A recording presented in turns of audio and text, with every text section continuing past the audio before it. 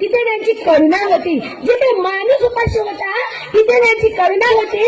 जिथे माणूस घाबरला होता ना तिथे त्यांची तलवार होती. जिथे माणूस घाबरलेला होता ना तिथे त्यांची तलवार होती. आणि जिथे माणूस दबलेला होता ना तिथे त्यांचं धैर्य उभं होतं. गुरु गोविंद सिंग यांनी स्वतःसाठी कधीच काही मागितले नाही. कारण ज्याचं आयुष्य अर्पणासाठी असताना मित्रा तो मागण्या करत नाही, तो देतच राहतो. आणि श्रोत्यांनो, सेवेची खरी परीक्षा तेव्हा होते जेव्हा ती त्यागात बदलते. आणि गुरु गोविंद सिंग यांचा त्याग हा केवळ वैयक्तिक नव्हता तर तो संपूर्ण मानवतेचा होता. चार पुत्र, चार निरागस आयुष्य आणि चारही धर्मासाठी अर्पण.